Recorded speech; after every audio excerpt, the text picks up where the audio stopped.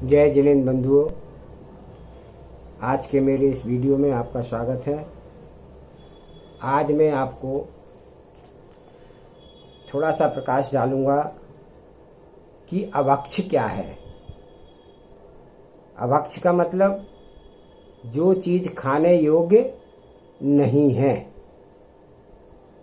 तो जो पदार्थ भक्षण करने खाने योग्य नहीं होते उन्हें अभक्ष्य कहते हैं। इसके 5 भेद हैं: त्रस हिंसाकारक अभक्ष्य, बहुस्थावर हिंसाकारक अभक्ष्य, प्रमादकारक अभक्ष्य, अनिष्ट अभक्ष्य और अनुसेव्य अभक्ष्य। जिस पदार्थ के खाने से त्रस जीवों का घात होता है उसे त्रस हिंसाकारक अभक्ष्य कहते हैं। जैसे 5 उदंबर फल, भुना हुआ अन्न, अमर्यादित वस्तुएं जिनमें बरसात में फफूंदी आदि लग जाती है, ऐसी भी कोई खाने की चीज़, 24 घंटे के बाद का मुरब्बा अचार, बड़ी पापड़, द्विदल आदि खाने से त्रस जीवों का घात होता है। तो द्विदल किसे कहते हैं?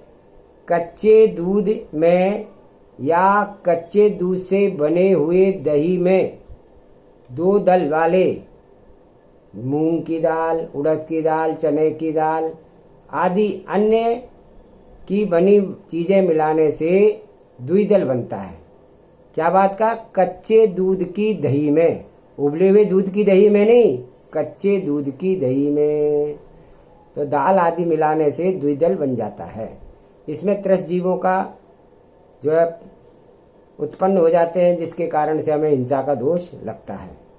दूसरी बात कहा, दूसरा कहा है अभक्ष्य का दूसरा कारण क्या बताया? बहुस्थावर। बहुस्थावर हिंसाकारक क्या है? कि जिस पदार्थ के खाने से अनंत स्थावर जीवों का घात होता है उसे स्थावर हिंसाकारक अभक्ष्य कहते हैं। जैसे प्याज, लहसुन, आलू, मूली, कंदमूल आदि तुच्छ फल खाने से अनंत स्थावर जीवों का घात होता है, क्योंकि ये चीज़ें जमीन के अंदर होती हैं और जब हम इनको जमीन के अंदर से उखाड़ते हैं, इस्तेमाल में करते हैं, तो उस समय इनमें जो है अनंत जीवों का घात होता है। और जो चीज़ें जमीन के नीचे उगती हैं उसको हम खाते हैं, तो जमीन के नीचे अंधेरे में उगने के कारण से उसमें बहुत से त्रस जीव होते हैं, जिनसे त्रस जीवों का घात होता है। तीसरी बात कारण बताया था प्रमाद कारक, यानी जिसके खाने से प्रमाद का विकार बढ़ता है, आलस्य बढ़ता है। जैसे शराब, भांग, तमाकू, गांजा, अफीम आदि नशीली चीजें, ये सब स्वास्थ्य के लिए हानिकारक हैं। चौथा बताया था अनिष्ट कारक, जो पदार्थ भक्ष होने पर भी अपने लिए हितकर ना हो वह अनिष्ट है। अनिष्ट कारक अभक्ष्य क्या है? जैसे किसी को बुखार आ रहा है और बुखार में उसको हलवा दे दिया जाए, किसी को जुकाम हो रहा है उसके जुकाम में उसको लस्सी और दही पिला दिया जाए, तो उसके लिए हानिकारक है। इसलिए उनको अनिष्ट कहा है कि अनिष्ट कारक वस्तुएं जो है उस समय नहीं खानी चाहिए। और अंतिम बताया अनुसेव्य। अनुसेव्य मतलब जो हमारे को सेवन करने योग्य नहीं है। जो पदार्थ सेवन करने योग्य ना होवे उसे अनुसेव्य कहते हैं। जैसे लार, मूत्र आदि जो पदार्थ हैं। और अभक्ष्य के 22 भेद होते हैं: ओला, घोर, बड़ा, निष्भोजन, बहुबीजा, बैगन, संधान, बड़ पीपर, उमर, कठुमर, पाकर फल जो होए अजान, कंद मूल, माटी, विष, आमिष, मधुमाखन और मदिरा पान, फल अति तुच्छ, तुषार, चलित रस, ये 22 अभक्ष्य बखान।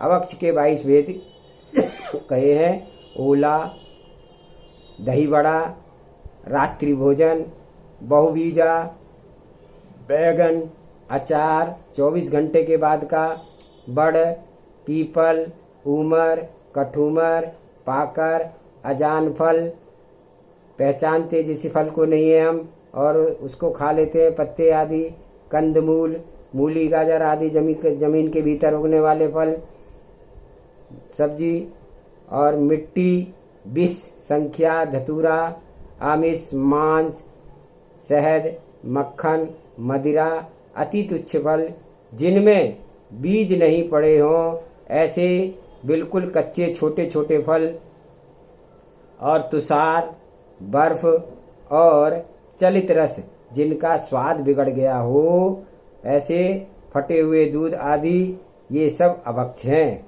दही बिलोने के बाद मक्खन को निकाल करके 48 मिनट के अंदर ही उसे उबाल लेना चाहिए, गर्म कर लेना चाहिए, अन्यथा वह अभक्ष हो जाता है।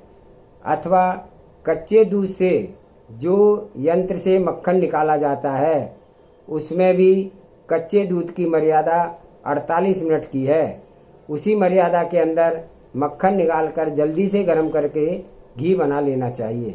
बाजार की बनी हुई वस्तुएं मर्यादा का विवेक न रहने के और अनछने जल से आदि से बनाई गई है, और पैकेट बंद जो चीज़ें वस्तुएं बाजार में आजकल मिलती हैं, अर्क, आश्रव, शरबत आदि अभक्ष हैं। चमड़े में रखी गई घी, हींग, पानी आदि अभक्ष हैं।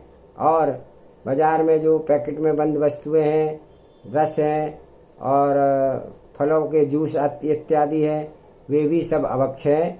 हम इन्हें नहीं खाना चाहिए।